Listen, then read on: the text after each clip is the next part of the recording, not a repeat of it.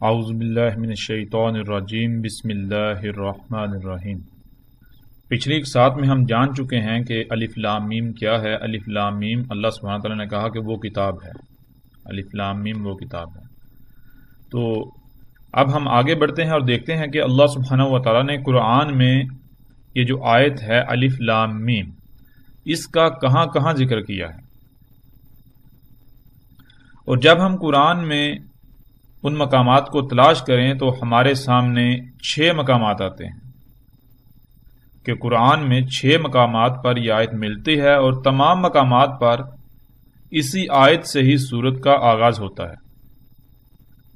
اور وہ 6 صورتیں کون سی ہیں؟ وہ 6 صورتیں یہ ہیں، سب سے پہلی صورت یہی ہے سورہ البقرہ، دوسری آل عمران، تیسری العنکبوت، چوتھی الروم، پانچویں سورہ لقمان اور چھٹی سورہ سجدہ۔ جب ہم ان 6 کی 6 صورتوں میں غور کریں تو جو بات سامنے آتی ہے وہ یہ کہ الف لام میم یا تو براہ راست زمین و آسمانوں کو کہا گیا ہے،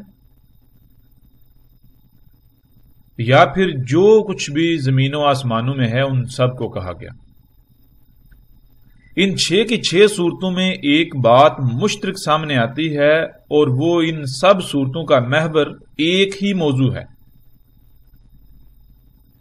اور وہ موضوع کیا ہے؟ وہ موضوع ہے زمین و آسمانوں اور جو کچھ بھی ان میں ہے ان کی تخلیق، اور انسانوں کا زمین و آسمانوں میں اپنے مفسد اعمال کے ذریعے، یعنی زمین و آسمانوں میں اللہ کی مخلوقات میں چھیڑ چھاڑ کر کے انہیں فساد زدہ کرنا، جس کے نتیجے میں زمین و آسمانوں میں تباہیوں کا آنا۔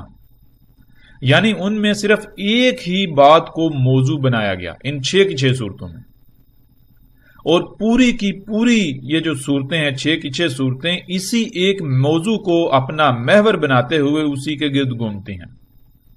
اور وہ کیا؟ وہ یہی کہ کائنات، زمین و آسمانوں اور جو کچھ بھی ان میں ہے ان کی تخلیق، ان کی پیچیدگیوں کا احساس دلانا، اور انہی کے ساتھ چھیڑ چھاڑ ہونے سے ان میں ہونے والے فساد کے خوفناک انجام سے متنبہ کرنا۔ یعنی طرح طرح سے اللہ سبحانہ و تعالیٰ نے زمین و آسمانوں اور ان میں موجود مخلوقات میں پنگے لینے، ان میں چھیڑ چھاڑ کرنے، ان میں تبدیلیاں کرنے سے روکنے کے لیے طرح طرح سے متنبہ کیا۔ زمین و آسمانوں جو کچھ بھی ان میں ہے ان سب کی اہمیت و حیثیت سے باور کرانا وغیرہ یہ ان صورتوں میں بتایا گیا۔ یہ بات جو ہے اس کو محور بنایا گیا۔ اور پھر اس سے بھی بڑھ کر حیران کن بات تو یہ ہے کہ نہ صرف قرآن میں 6 مقامات پر یہ آیت آئی ہے، بلکہ اللہ سبحانہ و تعالیٰ نے زمین و آسمانوں اور جو کچھ بھی ان میں ہے ان سب کی تخلیق کا ذکر جب کیا تو کہا کہ انہیں 6 ایام میں خلق کیا۔ 6 ایام میں۔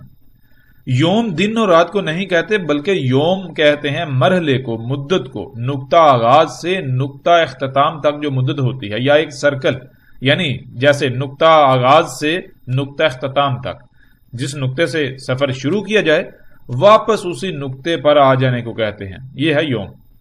یعنی اللہ سبحانہ و تعالیٰ نے 6 مراحل میں زمین و آسمانوں اور جو کچھ بھی ان میں ہے اس سب کو خلق کیا۔ اور یہاں یہ بات یاد رکھنا ضروری ہے، اس کا ذہن میں ہونا ضروری ہے کہ یہ اس زمین جس پر ہم رہ رہے ہیں، اس زمین اور اس کے گرد جو گیسوں کی تہیں ہیں، یہ جو 7 آسمان ہیں، اللہ سبحانہ و تعالیٰ ان کا ذکر کر رہے ہیں، ان کا ذکر کیا گیا ہے، نہ کہ ان سے باہر کی کائنات کا۔ اور ہم پہلے بھی یہ بات جان چکے ہیں، شروع میں ہم نے کہا تھا کہ ہم نے یہ ذہن میں رکھنا ہے کہ قرآن الحکیم ہے، قرآن الحکیم ہے، یعنی اس میں جو بات جیسے جیسے بیان کی گئی، جتنی تعداد رکھی گئی، جتنی مقدار رکھی گئی، وہ بالکل پرفیکٹ ہے، اس میں رائی برابر بھی کمی یا زیادتی نہیں کی جا سکتی، جتنی جس شے کی ضرورت تھی اتنا ہی بیان کیا گیا۔ تو جب اللہ سبحانہ و تعالیٰ اس آیت کو 6 مقامات پر بیان کرتے ہیں، اور ان 6 مقامات پر بیان کرتے ہیں، وہ پوری کی پوری آیات کا محور ایک ہی ہے۔ محور کیا ہے؟ زمین و آسمان اور جو کچھ ان کے درمیان ہے۔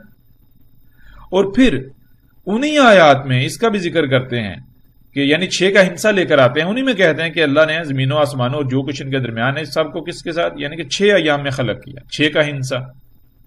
قرآن میں 6 مقامات پر آیات، یعنی آیات کی تعداد بھی 6، اور زمین و آسمانوں جو کچھ ان میں ہے اس کی جو تخلیق کا اللہ تعالیٰ ذکر کریں اس میں بھی 6 کا ہندسہ آ جاتا ہے۔ تو قرآن الحکیم ہے، دونوں 6 تو ایک ہوتا ہے، یعنی یہ دونوں ایک ہی چیزیں ہیں، ایک ہی بات کا ذکر کیا جا رہا ہے مختلف پہلوؤں سے، اور وہی بات جو اللہ سبحانہ وتعالیٰ نے کہا، ہم نے شروع میں بھی جان لیا تھا، وَلَقَدْ صَرَفْنَا فِي هَذَا الْقُرْآنِ۔ وَلَقَدْ صَرَفْنَا، صرفہ کسے کہتے ہیں؟ صرفہ تو کہتے ہیں کسی بھی شے کو مختلف پہلوؤں سے پھیر پھیر کے ہر پہلو سے بار بار سامنے لے آنا، بار بار سامنے لے آنا، ہر پہلو سے سامنے لے آنا، یہ ہوتا ہے صرفنا۔ تو اللہ تعالیٰ نے تو ہر موضوع کو، یعنی کہ ایک ہی بات کو، ایک ہی شے کو پھیر پھیر کے مختلف پہلوؤں سے بار بار سامنے لا کھڑا کرتے ہیں، بار بار سامنے لے آتے ہیں۔ تو یہ بات بھی الحمدللہ ہم پر واضح ہو چکی، یعنی الف لام میم جو کتاب ہے وہ کتاب یہ کائنات ہے، زمینوں آسمانوں اور جو کچھ بھی ان میں ہے یہ کتاب الف لام میم ہے۔ ابھی تک ہم اس نقطے پر پہنچ چکے ہیں کہ الف لام میم کتاب ہے، اور وہ کتاب زمین و آسمانوں سمیت جو کچھ ان میں ہے یہ سب کا سب ہے۔ ہم مزید اس بات کو واضح کرنے کے لیے ان صورتوں کی آیات پر بھی نظر دوڑائیں گے، ان پر بھی مختصراً بات کریں گے، لیکن اس سے پہلے ہم یہ جان لیں کہ لفظ کتاب کسے کہتے ہیں۔ جب ہم لفظ کتاب کو جان لیں گے تو ہم پر مزید حقیقت کھل کر واضح ہو جائے گی، اور بات کو مزید آسانی سے سمجھ سکیں گے، بات کو سمجھنے میں مزید آسانی ہو جائے گی، کسی قسم کی کوئی مشکل جو ہے اس کا سامنا نہیں رہے گا، مشکلات دور ہو جائیں گی، آسان ہو جائے گا۔ تو لفظ کتاب کا معنی کیا ہے؟ کتاب کتب سے ہے، اور کتب کسے کہتے ہیں؟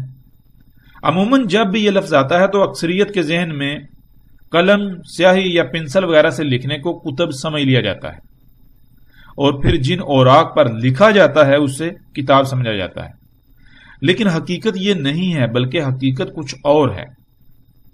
ہم اس طرف آنے سے پہلے یہ جان لیں کہ ایسا کیوں ہے کہ اکثریت قلم وغیرہ سے لکھنے کو کتب سمجھتی ہے، اور جس پر لکھا جائے، یعنی جن اوراق پر اس قلم کے ذریعے، پنسل کے ذریعے لکھا جاتا ہے تو اس کو کتاب سمجھ لیتی ہے۔ ایسا کیوں ہے؟ اس کی وجوہات کیا ہے؟ اس بات کو بھی جب ہم جانیں گے تو ہمارے اوپر مزید حقائق کھل کر سامنے جو ہے وہ سامنے آ جائیں گے، اور بات کو آگے جب جیسے سے ہم بڑھیں گے تو ہمیں آگے کی چیزیں، آگے کی باتیں بہت آسانی سے سمجھ جو ہے وہ آتی چلی جائیں گی۔ اب کتاب کسے کہتے ہیں؟ اسے ایک مثال سے ہم سمجھ لیتے ہیں، یعنی کہ اس کے لیے ہم ایک مثال لے لیتے ہیں۔ مثلا تصور کریں اگر درخت اللہ کے غیب سے ہوتے، یعنی انسان انہیں نہ دیکھ سکتا، انسان سے پوشیدہ ہوتے، جیسے کہ اور بھی لا تعداد مخلوقات ہیں جو انسان نہیں دیکھ سکتا، اللہ سبحانہ تعالیٰ نے انہیں چھپا کر رکھ دیا تھا، اور پھر درختوں کے بارے میں کوئی بات کہی جاتی، یعنی ان کے اذان، جس کا ترجمہ آج کان کر دیا جاتا ہے، اور اسی طرح لسان، دم، راس وغیرہ، تو انسان درختوں کو بھی انسان ہی کی طرح کی مخلوق سمجھتے کہ وہ ہماری ہی طرح کے ہوتے ہیں، مگر ہم انہیں دیکھ نہیں سکتے۔ لیکن کیا حقیقت یہ ہوتی؟ حقیقت یہی ہوتی؟ ہرگز نہیں۔ حقیقت کیا ہوتی؟ آج درخت ہمارے سامنے ہیں، بالکل اسی طرح جب ملائکہ کا ذکر آتا ہے تو انسان انہیں بالکل اپنی ہی طرح سمجھ لیتے ہیں، لیکن یہ ہے کہ ان کے جی پر ہوتے ہیں جن سے وہ اڑتے ہیں اور ہمیں نظر نہیں آتے، حالانکہ حقیقت بالکل یہ نہیں ہے۔ اسی طرح جب بات جنات کی ہو تو تب بھی ایسا ہی نظریہ، لیکن حقیقت بالکل اس کے برعکس ہے، حقیقت یہ ہے ہی نہیں۔ ایسا کیوں ہوتا ہے؟ ایسا اس لیے ہوتا ہے کیونکہ انسان نے اپنی عقل کے مطابق دائرے لگائے ہوئے ہیں، اور انہی دائروں کو وہ کل سمجھتے ہیں، یعنی ان کے باہر کچھ بھی نہیں، جو کچھ بھی ہے بس اسی دائرے میں موجود ہے، جس دائرے میں ہم بند ہیں، جس دائرے میں ہم قید ہیں، جس دائرے میں وہ قید ہیں۔ یوں پھر جو بھی ان سے بات کی جائے تو وہ اسی دائرے میں بند ہو کر اس کے بارے میں کوئی عقیدہ، نظریہ یا رائے قائم کر کے اس پر ڈٹ جاتے ہیں، اور یوں پھر یہ بات، یہ شے گمراہی کا سبب بنتی ہے۔ بالکل اسی طرح اور انہی وجوہات کی بنیاد پر، انہی وجوہات کی بنا پر جب بھی قرآن میں لفظ کتاب آتا ہے تو اس سے مراد یہ لے لیا جاتا ہے کہ اوراق کا وہ مجموعہ جس پر کچھ لکھا ہوا ہے، اور پھر اسے یہی قرآن قرار دیا جاتا ہے۔ اب آتے ہیں لفظ کتاب کی طرف، جو کہ لفظ کتب سے بنا ہے، اور کتب کرنا کسے کہتے ہیں، یعنی لفظ کتب اس کا معنی کیا ہے؟ اس کا سب سے جامع ترین معنی، یعنی لفظ کتب کا جو جامع ترین معنی ہے وہ یہ ہے کہ علم کا کسی بھی شکل و صورت میں اس طرح موجود ہونا کہ اسے وہاں سے حاصل کیا جا سکے۔ مثلا جب آپ کسی شے کو دیکھتے ہیں تو اس میں غور و فکر کرنے سے آپ کے پاس علم آتا ہے۔ وہ علم آپ کے پاس آنے سے پہلے جس صورت میں موجود تھا وہ حالت، وہ صورت کتب ہونا کہلاتی ہے، کتب کہلاتی ہے۔ اور جہاں یا جس میں وہ علم کتب تھا، یعنی اس صورت میں موجود تھا، وہ شے عربی میں کتاب کہلاتی ہے۔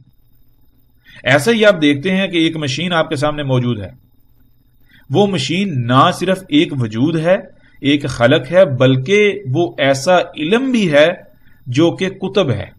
اب اگر آپ اس مشین میں غور کریں گے، یعنی اس مشین کی گہرائیوں میں جائیں گے، تو جو علم اس مشین میں کتب تھا یا کتب ہے وہ آپ کو حاصل ہو جائے گا۔ اسی طرح ایک اور مثال لے لیتے ہیں۔ ذرا تصور کریں کہ آپ نے ایک بڑا سا گھر خریدا جو کہ بالکل خالی ہے۔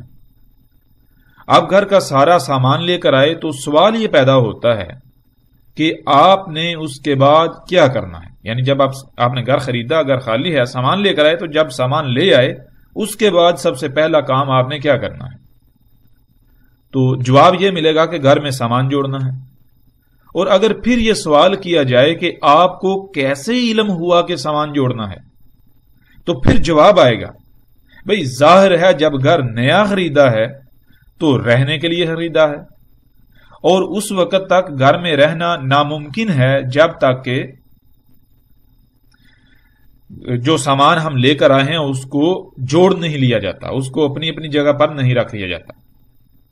اب جب سامان لائے ہیں تو ظاہر ہے اس وقت سامان کو ہی جوڑا جائے گا، سامان کو اس کی جگہ پر رکھا جائے گا۔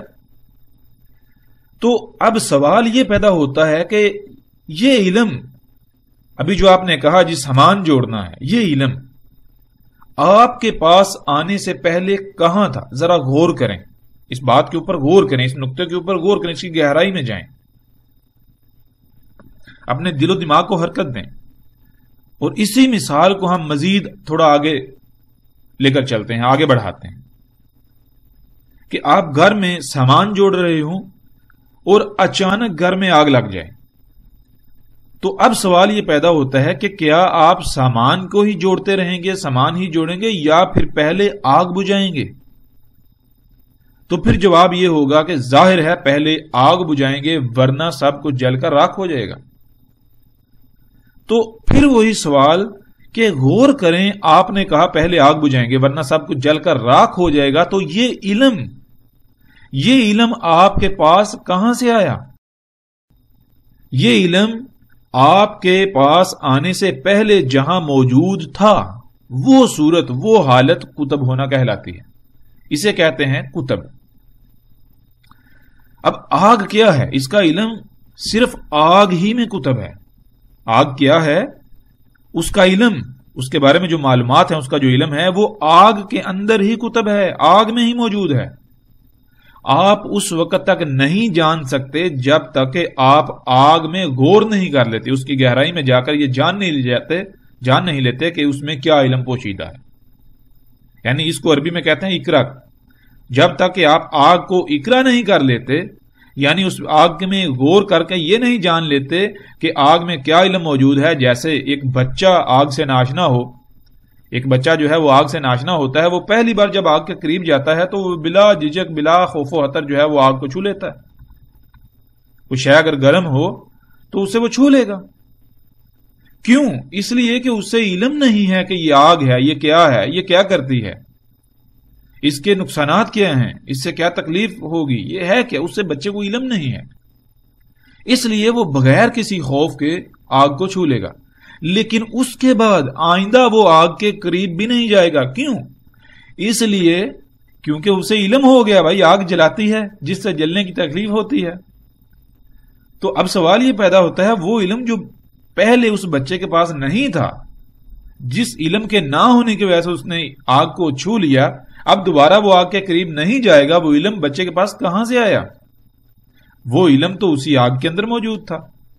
تو بچے نے اقرا کر لیا۔ کیسے اقرا کر لیا؟ یہی جو اس کا عمل تھا، اس نے جان لیا۔ اسے کہتے ہیں کتب ہونا، یعنی کہ علم کسی بھی صورت میں، کسی بھی شکل میں موجود ہو جس کو حاصل کیا جا سکے، جس کو اقرا کیا جا سکے، وہ حالت جو ہے کتب ہوتی ہے، اور جس میں کتب ہو، جہاں کتب ہو، وہ شے وہ کتاب کہلاتی ہے۔ مثال کے طور پر ہم موجودہ دور کی اشیاء سے ہی ایک مثال لے لیتے ہیں۔ مثلا جب آپ اپنے کمپیوٹر یا موبائل میں کچھ لکھتے ہیں، جسے عربی میں کتب کرنا کہتے ہیں، آپ کتب کر رہے ہوتے ہیں، تو کیا وہ آپ قلم اور سیاہی سے کتب کر رہے ہوتے ہیں؟ اور کیا وہ کاغذ کے اوراق پر لکھا جا رہا ہوتا ہے، کتب ہو رہا ہوتا ہے؟ اور کیا پھر کسی ایسی کتاب کی شکل میں محفوظ ہو رہا ہوتا ہے جسے آپ کتاب کہتے ہیں، یعنی کاغذ کے اوراق؟ نہیں نا، بالکل نہیں۔ بلکہ وہ تو کمپیوٹر کی ہارڈ ڈسک، یعنی اس حصے میں کتب ہو رہا ہوتا ہے، محفوظ ہو رہا ہوتا ہے، جسے آپ ہارڈ ڈسک کہتے ہیں۔ جس میں علم کتب ہو وہ کتاب کہلاتی ہے۔ عربی میں اسے ہارڈ ڈسک نہیں کہا جائے گا، بلکہ عربی میں اسے کتاب کہا جائے گا۔ عربی میں اسے کتاب کہتے ہیں۔ اب اگر وہ کتاب جس میں علم کتب ہے، جس میں علم کتب ہوا ہے، جسے آپ ہارڈ ڈسک کہتے ہیں، وہ آپ کے سامنے لا رکھی جائے، تو کیا آپ اسے پڑھ لیں گے؟ یعنی اقرا کر لیں گے کہ اس کتاب جسے آپ ہارڈ ڈسک کہتے ہیں اس میں کیا علم کتب ہے؟ نہیں نا، بالکل نہیں، ممکن ہی نہیں ہے، کیونکہ آپ میں یہ جاننے کی صلاحیت ہی نہیں ہے کہ اس میں کیا کتب ہے۔ اس میں جو کتب ہے اسے جاننے پہچاننے کی صلاحیت کمپیوٹر میں ہے۔ تو وہ کمپیوٹر کے نزدیک جو ہے کتاب ہے، یعنی وہ کمپیوٹر کی کتاب ہے۔ اب جب آپ سے کہا جائے گا تو ظاہر ہے اسے کتاب ہی کہا جائے گا، کوئی اور تو نہیں کہا جائے گا۔ ہاں، آپ میں اس کو اقرا کرنے کی، پڑھنے کی صلاحیت نہیں ہے، یہ جاننے کی صلاحیت نہیں ہے کہ اس میں کیا علم جو ہے وہ کتب ہے، کیا علم موجود ہے۔ تو یہ ہے کتب کا معنی، اور کتاب کیا ہے یہ بھی ہم پر واضح ہو گیا۔ اللہ سبحانہ و تعالیٰ نے قرآن میں اس کائنات کو کتاب کہا، اور اس میں موجود تمام کی تمام مخلوقات کو اس کتاب کی آیات کہا۔ جب ہم آگے بڑھیں گے تو ہم قرآن سے ہی دیکھیں گے کہ اللہ سبحانہ وتعالی نے کہا، یعنی کہ یہ جو جتنی مخلوقات ہیں زمین و آسمان میں، ان کو کہا کہ یہ آیات ہیں کس کی؟ کتاب کی۔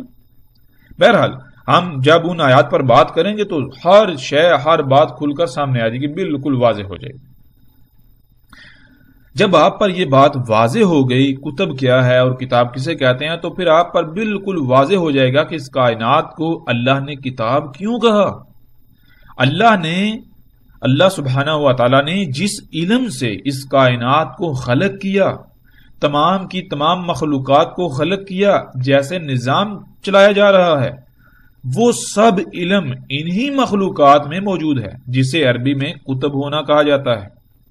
جب علم کتب ہوتا ہے تو اس کتب علم کو غور و فکر کر کے، یعنی اس کتب علم میں غور و فکر کر کے، جس میں وہ علم کتب ہے، اس کی گہرائی میں جا کر علم کو حاصل کر لیا جاتا ہے۔ اس طرح علم کے حاصل کرنے کو عربی میں اقرا کہتے ہیں، یعنی کسی بھی شے میں غور و فکر کر کے اس کے اندر جو علم موجود ہے اسے حاصل کر لینا، اس کا کھل جانا، اس کا سامنے آ جانا، اسے کہتے ہیں اقرا۔ یعنی اقرا کہتے ہیں جس کسی شکل و صورت میں علم کہیں موجود ہو، یعنی علم کتب ہوا ہو، اس علم کو وہاں سے حاصل کر لینا، اس شے کی گہرائی میں جا کر اس میں غور و فکر کر کے اس علم کو حاصل کر لینا۔ اور اقرا کرا سے بنا ہے، اور کرا کسے کہتے ہیں؟ کرا کہتے ہیں ایک شے کا دوسری شے کے اوپر ٹکرانا، جس سے رد عمل کی صورت میں جو علم سامنے آئے گا، جو بات سامنے آئے گی، جو شے سامنے آئے گی، اسے کرا کہتے ہیں۔ اسی سے اقرا بنا ہے۔ یعنی جب آپ کی نظر، آپ کی توجہ کسی شے پر پڑتی ہے، اس پر ٹکراتی ہے، تو رد عمل کی صورت میں جس علم کا اظہار ہوتا ہے، جو علم سامنے آتا ہے، اسے عربی میں اقرا کہتے ہیں۔ اسے کہتے ہیں اقرا۔ اسی لفظ سے قرآن بنا ہے۔ لفظ قرآن، قرآن کیا ہے؟ آپ کو بتا دیا۔ کرا کیا ہے؟ اب وہ واحد ہے، اور قرآن یہ نہ صرف جمع کا سیگا بلکہ کل کا سیگا، جمع کل جسے کہہ لیں، یعنی وہ علم جو کتب ہے، وہ سارے کا سارا علم جس نے حاصل کیا ہوا ہے، جس کے پاس ہے، وہ سارے کا سارا علم، اور وہ کیا ہے ہم جانتے ہیں، وہ یہی قرآن ہے، اسی لیے اسے قرآن کہا گیا۔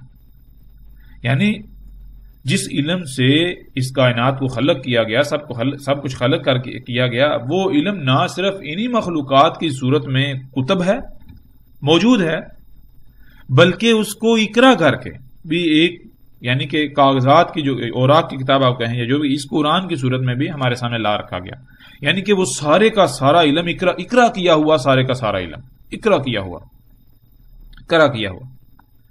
اب آپ کو یہ بھی سمجھ آ جائے گا کہ قرآن اور کتاب دونوں دو مختلف مقامات پر ایک ہی آیت میں کیوں استعمال کیا گیا، یعنی قرآن اور کتاب ان دونوں الفاظ کو دو مختلف مقامات پر ایک ہی آیت میں کیوں استعمال کیا گیا۔ دونوں مسانی ہیں، یعنی دونوں کا آپس میں گہرا ربط ہے، دونوں ایک دوسرے سے مشروط ہیں۔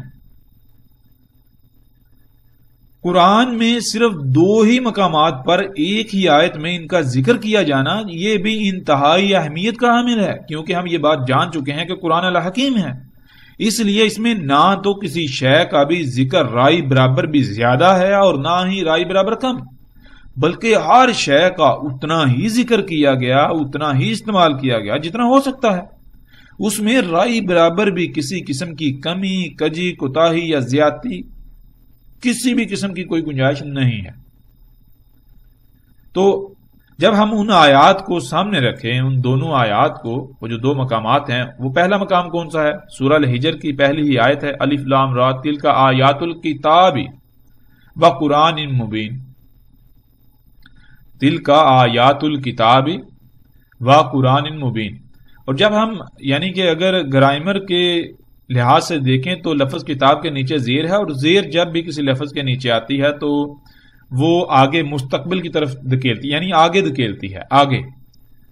تو یہاں الف لام را کیا ہے؟ الف لام را یہاں پر اسی کائنات کی کچھ مخلوقات ہیں، ان کو کہا گیا، وہ آیات، وہ کس کی آیات ہیں؟ الکتاب کی آیات ہیں، اور وہ الکتاب جو ہے آگے پھر دھکیل لیا قرآن کی طرف، وہ کیا ہے؟ وہ قرآن، اور قرآن نون کے نیچے دو زیریں ہیں، تو یہاں یہ چیز واضح ہو جاتی ہے کہ ایک نہیں بلکہ ایک سے زائد قرآن ہے، یعنی کہ قرآن ایک نہیں ہے۔ اگر ایک قرآن ہوتا تو نون کے اوپر دو زبریں آتی، یہاں دو زیریں آگئی، جس سے یہ واضح ہو جاتا ہے کہ قرآن ایک نہیں بلکہ ایک سے زائد ہے۔ ایک سے زائد، دو، تین، چار کتنے ہیں وہ بھی بالکل واضح ہو جاتا ہے جب ہم غور کریں۔ کیسے؟ کہ جب ہم قرآن کو سامنے رکھیں تو اللہ سبحانہ و تعالیٰ نے اس قرآن میں دو طرح کے الفاظ استعمال کیے، وہ کون سے؟ وہ یہ کہ ایک قرآن یا القرآن والقرآن، اور ایک جو ہے وہ حاذ القرآن، یعنی کہ ایک حاذ القرآن اور ایک صرف قرآن یا القرآن۔ تو جب ہم غور کریں، دیکھیں کہ اللہ سبحانہ و تعالیٰ نے، یعنی کہ اگر قرآن ایک ہی ہے، اگر قرآن ایک ہی ہوتا تو پھر اللہ سبحانہ تعالیٰ نے قرآن میں بعض مقامات پر حاذ القرآن کیوں کہا؟ وہاں بھی قرآن کہا جاتا ہے، یعنی کہ یہ قرآن، یعنی کہ مینشن کیا جا رہا ہے بالکل واضح، یہ کہا جائے گا یہ قرآن، یعنی اس کا مطلب کیا ہے کہ یہ قرآن، اس کے علاوہ کوئی اور وہ قرآن بھی ہے، یعنی یہ قرآن، اس کا مطلب کیا ہے؟ کوئی اور بھی ایگزسٹ کر رہا ہے جو دور ہے، اور ہے، دوسرا ہے۔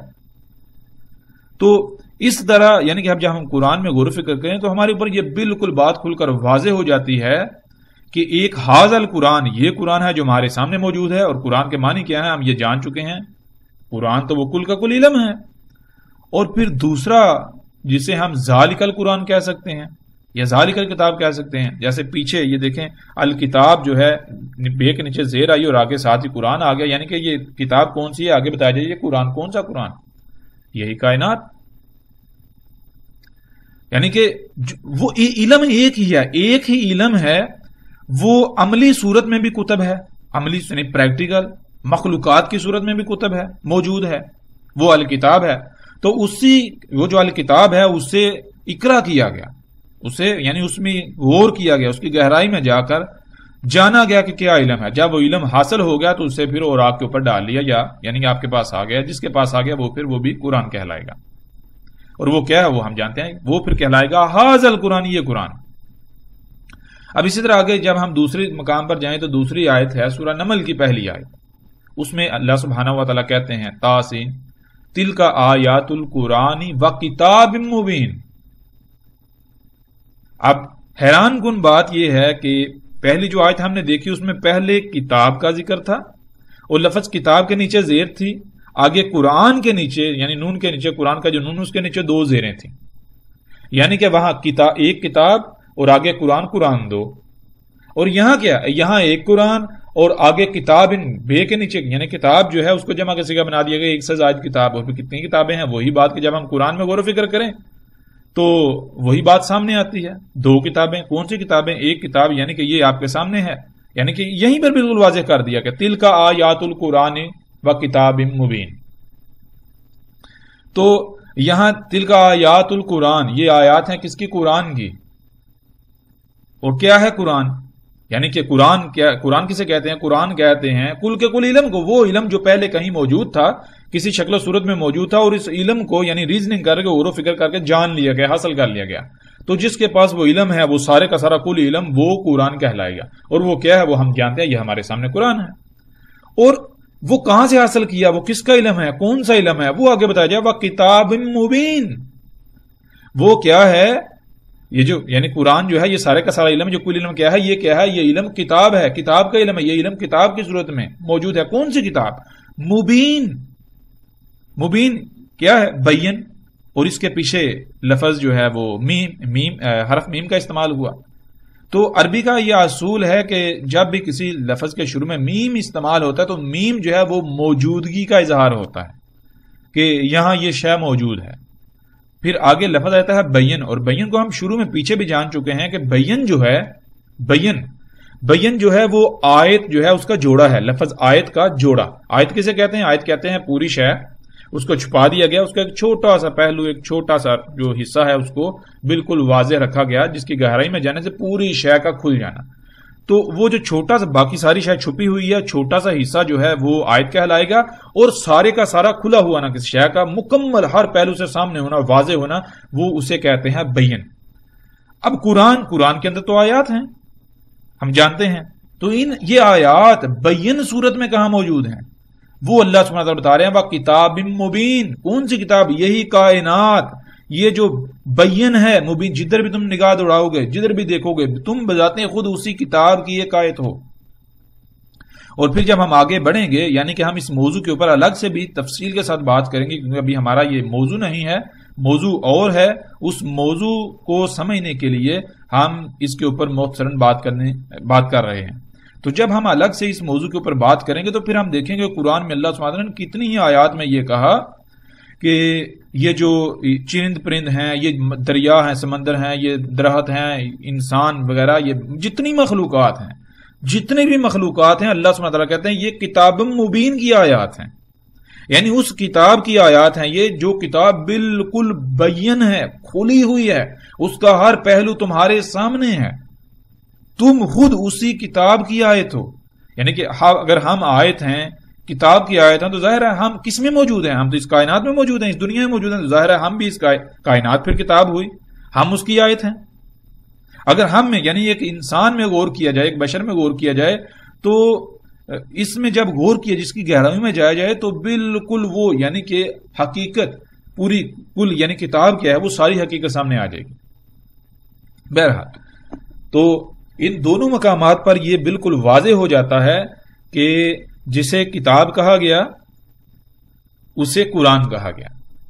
کتاب اور قرآن میں فرق جو ہے وہ ذہن میں رکھنا ہے. کتاب کیا ہے؟ کتاب ہے پریکٹیکل، یعنی علم کا پریکٹیکل صورت میں موجود ہونا، عملی صورت میں موجود ہونا، علم کا فزیکل صورت میں موجود ہونا، آیات کی صورت.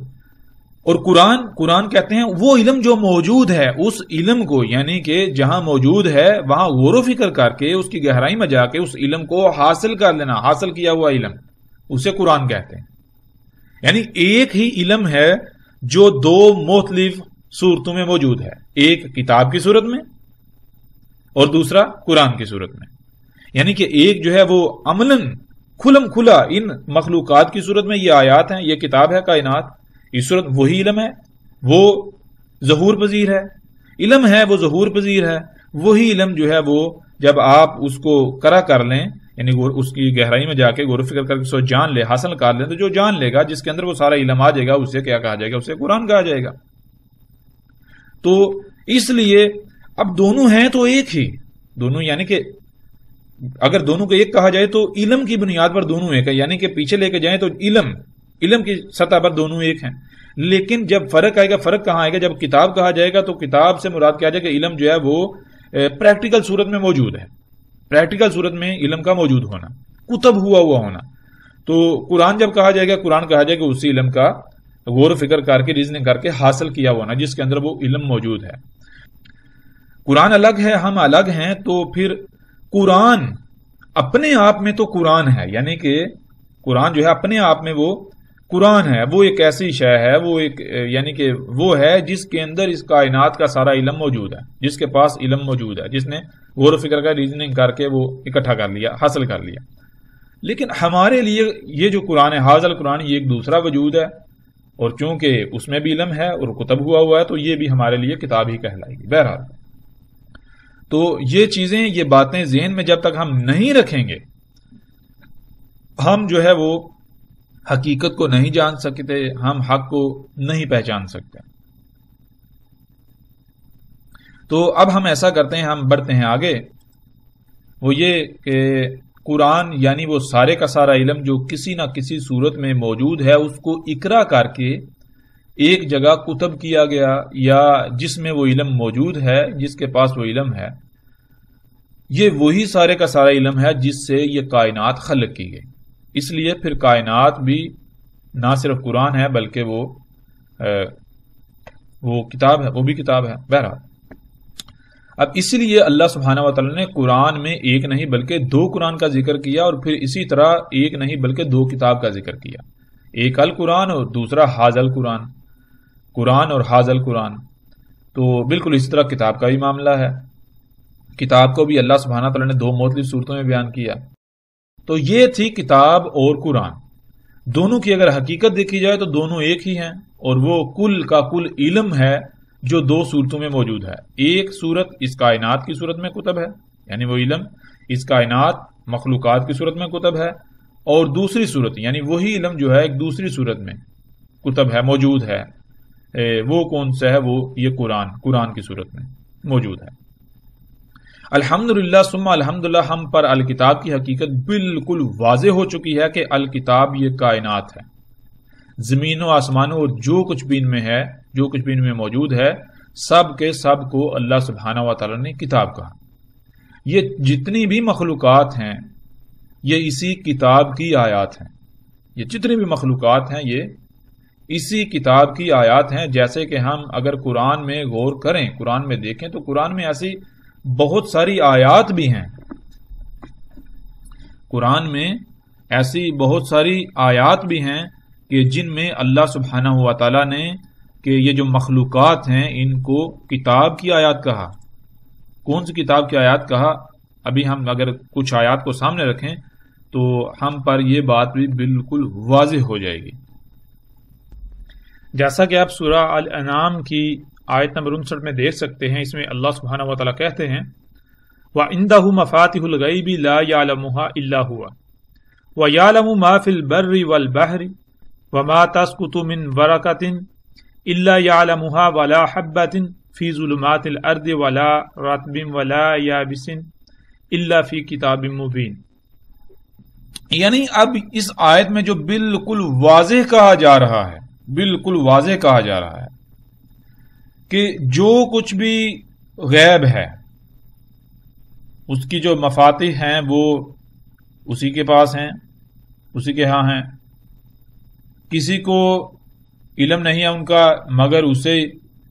اب آگے یعلم اور جانتا ہے، ما فی البر جو کچھ بھی بر میں یعنی خشکی کے اندر، جو کچھ بھی خشکی کے اندر ہے، اس زمین کے اندر ہے، جو کچھ بھی جو بھی خشکی میں ہے، والبحری اور جو پانیوں کے اندر ہے، تری کے اندر پانی یعنی کہ جو بھی پانی کے مقامات ہے، سمندر۔ اب سوال یہ پیدا ہوتا ہے کہ خشکی کہاں ہے؟ کیا اسی کائنات کے اندر نہیں ہے؟ اسی کائنات کا حصہ ہے. اور سمندر پانی والی جگہ ہیں، دریا سمندر پانی والی جگہ ہیں، وہ کہاں ہیں؟ وہ بھی اسی کے اندر ہیں. وما تسقط من ورقۃ الا يعلمها ولا حبۃ فی ظلمات الارض ولا رطب ولا یابس الا فی کتاب مبین. اب وہ کون سی چیزیں ہیں جو زمین کی گہرائیوں میں اندھیروں کے اندر پڑی ہوئی ہیں؟ وہ کون سی ہیں جو کسی دانے کے اندر ہیں؟ تو یہ سارے کا سارا کہاں ہے؟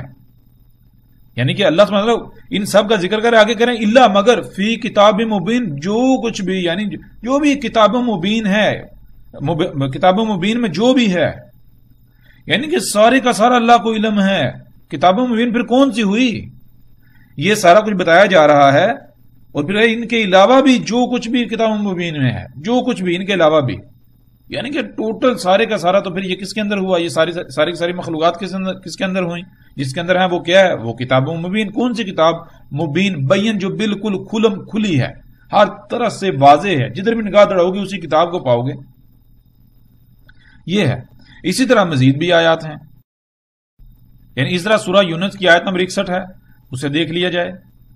سورہ ہود کی آیت نمبر 6 ہے، اس میں بھی اللہ سبحانہ وتعالی کیا کہ اس میں اللہ سبحانہ وتعالی وما من دابۃ فی الارض الا علی اللہ رزقها ویعلم مستقرها ومستودعها کل فی کتاب مبین. یعنی کہ اللہ سبحانہ وتعالی جتنے بھی دابہ ہیں، دابہ میں سے کوئی بھی نہیں، یعنی زمین میں جو حرکت کرنے والے جاندار ہیں، حرکت کرنے والے جو جاندار ہیں زمین میں، وہ جتنے بھی ہیں، اور پھر ان کا رزق جو ہے وہ بھی اللہ کے اوپر ہے. یہ سارے کا سارا یعنی کہ وہ رزق کہاں پر پڑا ہے، کیسے جو ہے وہ پھر خلق کیا جاتا ہے، ذرات کی صورت میں کہاں کہاں پڑا ہے، یعنی کہ جی سارے کا سارا کہاں ہے. اللہ تعالیٰ کہتے ہیں کلو، تمام کا تمام فی کتاب مبین، یہ کتاب مبین میں ہے. یہ کتاب مبین کون سی کتاب ہم جان چکے. مبین میم موجود کیا، اظہار بین کسے کہتے ہیں؟ ہر لحاظ سے کھلا ہوا ہونا، جدھر بھی نگاہ دوڑاؤ وہ چیز موجود ہے، شے موجود ہے. یہ ہوتا ہے بین، ہر پہلو سے واضح، ہر پہلو سے کھلا ہوا ہونا، ہر پہلو سے سامنے ہونا.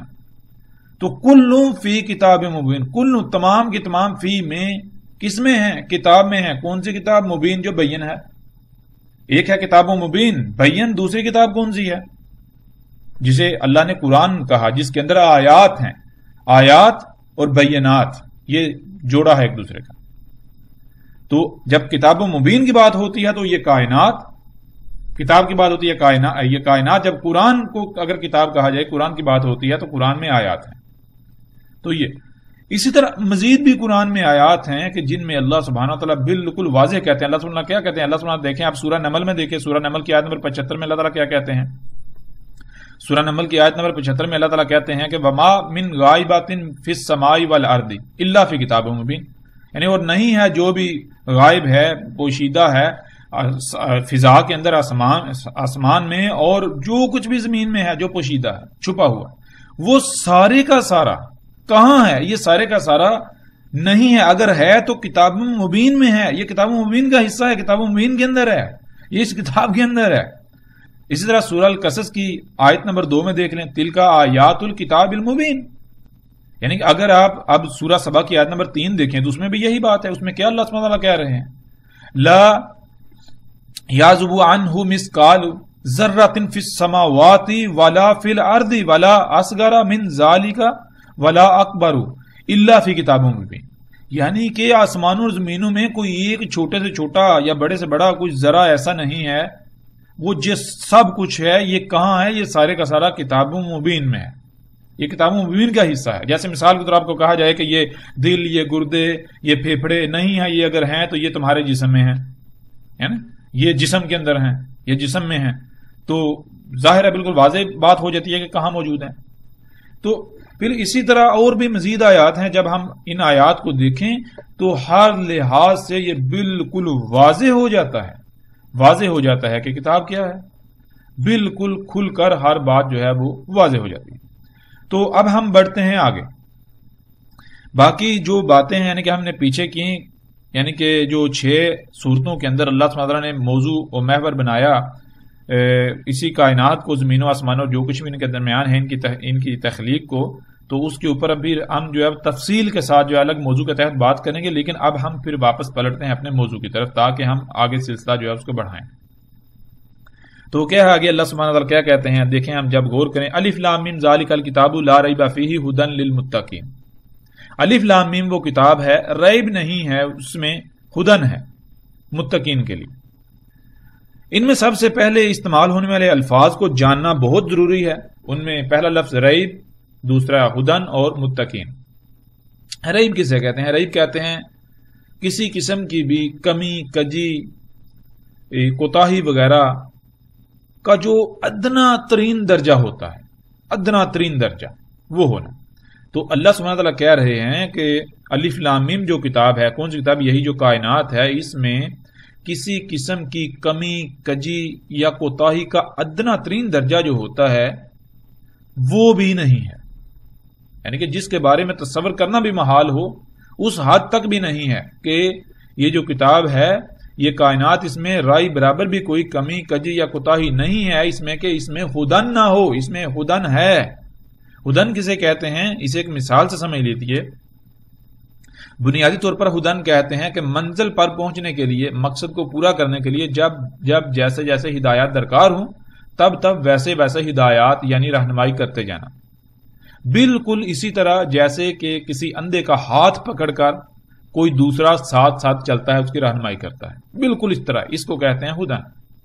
تو اللہ سبحانہ و تعالیٰ یہ کہہ رہے ہیں کہ کائنات یعنی یہ زمین و آسمان اور جو کچھ بھی ان کے درمیان ہے، ان میں ہے، ان کی تخلیق ایسے ہوئی ہے کہ یہ ہر مخلوق کو، یعنی یہ کائنات جو ہے ہر مخلوق کو ایسے اس کے مقام پر لا کر قائم کر دیتی ہے، لا کھڑا کرتی ہے، جیسے کوئی اندھا ہو اور اس کا ہاتھ پکڑ کر اس کے ساتھ ساتھ چلا جاتا ہے، اس کو رستہ دکھایا جاتا ہے، اس کو ساتھ ساتھ پکڑ کر لے جایا جاتا ہے۔ یعنی بالکل ایسے ہی کہ جیسے ایک مشین ہوتی ہے، مشین میں کسی پرزے نے کیا کرنا ہے اسے خود سے کوئی فکر نہیں ہوتی، بلکہ وہ مشین کے اندر باقی دوسرے پرزوں کے ساتھ مشروط و مربوط ہونے کی وجہ سے چلتا رہتا ہے۔ مشین کی رفتار تیز ہوگی تو اس کی رفتار میں بھی تیزی آ جائے گی، مشین کی رفتار کم ہوگی تو اس کی رفتار میں بھی کمی واقع ہو جائے گی، یعنی کہ جیسے مشین چلے گی ویسے ویسے اس پرزے کی رفتار میں کمی یا زیادتی ہوتی چلی جائے گی۔ اسے خود سے کسی قسم کی کوئی فکر ہی نہیں ہے کہ اس نے کب کیا کرنا ہے، کیا نہیں کرنا، کب اس نے جو ہے وہ آف رہنا ہے، کب اس نے آن ہونا ہے، اسے کوئی فکر نہیں ہے۔ وہ مشین کے ساتھ مشروط ہے، مشین جانے اس کا کام جانے۔ اور پھر جب ہم غور کریں اس کائنات میں تو حقیقتاً ہمیں بالکل یہی بات نظر آئے گی کہ یہ کائنات ایک مشین کی مانند ہے، بالکل اسی طرح جیسے ہمارا جسم ہے جو مختلف اعضاء کے مجموعے سے وجود میں آتا ہے، تمام کے تمام اعضاء ایک مشین کے پرزو کی مانند ہیں، اپنے اپنے مقام پر قائم ہیں، اپنی اپنی ذمہ داری پوری کرتے ہیں، جس سے اس جسم میں ایک بہترین توازن نہ صرف قائم ہے بلکہ قائم رہتا ہے۔ اس وقت تک قائم رہتا ہے جب تک کہ کوئی مخلوق یعنی کوئی عضو جو ہے اپنی ذمہ داری سے لاپرواہی نہ کرے، کوتاہی نہ کرے، سستی نہ برتے، اپنی ذمہ داری کو پورا کرنا چھوڑ نہ دے۔ بالکل یہی مثال اس کائنات کی، زمین و آسمانوں اور جو کچھ بھی ان کے درمیان ہے، ان سب کی ہے۔ اب جب اللہ سبحانہ و تعالیٰ نے خود یہ کہا کہ یہ کائنات ہر مخلوق کو ایسے اس کے مقام اور مقصد کی طرف رہنمائی کرتی ہے جیسے اندھے کا ہاتھ پکڑ کر اس کی رہنمائی کی جاتی ہے، اس کو اس کی منزل کی طرف لے جایا جاتا ہے، تو پھر سوال یہ پیدا ہوتا ہے کہ آج کوئی ایک بھی انسان ایسا نظر نہیں آتا کہ جو اسی لائن پر قائم ہو، اسی مقصد کو پورا کر رہا ہو جس لائن پر قائم ہونا ہے، اور اس پر قائم ہو کر اس مقصد کو پورا کرنا ہے جس کے لیے خلق کیا گیا۔ بلکہ یہ بات تو دور، الٹا کسی کو یہ تک علم نہیں ہے کہ وہ مقصد ہے کیا، ہمیں خلق کس مقصد کے لیے کیا گیا، کسی کو علم ہی نہیں ہے۔ تو پھر مقصد پورا کرنا تو دور کی بات، وہ تو بات کی بات ہے۔ ہر کوئی اپنی اپنی کہانیاں گھڑ کر اس پر عمل کر رہا ہے، ہر ایک کا دعویٰ حق کا ہے، لیکن جب کوئی سوال کیا جائے، کسی کے سامنے کوئی سوال رکھا جائے تو آگے سے سامنے والا لاجواب ہو جاتا ہے، کوئی جواب نہیں دیتا، اس کے باوجود وہ دعویٰ کر رہا ہوتا ہے جی میں حق پر ہوں، میں حق پر ہوں، میں حق پر ہوں، میں ہی حق پر ہوں۔ تو پھر ایسا کیوں ہے؟ اگر الکتاب یعنی اس کائنات کا معاملہ ایسا ہے جیسے کہا گیا، تو پھر ان انسانوں کی اس کائنات نے ایسے رہنمائی کیوں نہ کی جیسے کہ کسی اندھے کا ہاتھ پکڑ کر کی جاتی ہے، خود سے پکڑ کر لے جایا جاتا ہے، جدھر جدھر جانا ہے، کیا کرنا ہے کیا نہیں کرنا، ایسے کہ جیسے آپ ایک ٹول ہیں، ایک پرزا بن جاتے ہیں، آپ کو بس استعمال کیا جاتا ہے، آپ نے کیا کرنا ہے آپ کو کوئی فکر نہیں، جس نے کروانا ہے وہ کرواتا ہے آپ سے، تو ایسا کیوں نہیں ہے؟ تو ساتھ ہی اللہ سبحانہ و تعالیٰ نے اس بات کا بھی جواب دے دیا کہ ہاں اس میں ریب نہیں ہے، یہ بالکل اسی طرح رہنمائی کرتی ہے، مگر اس کے لیے ایک شرط ہے، اور وہ شرط کیا ہے؟ وہ شرط یہ ہے کہ ایسے رہنمائی متقین کے لیے ہے، نہ کہ ان کے علاوہ کسی کے لیے بھی۔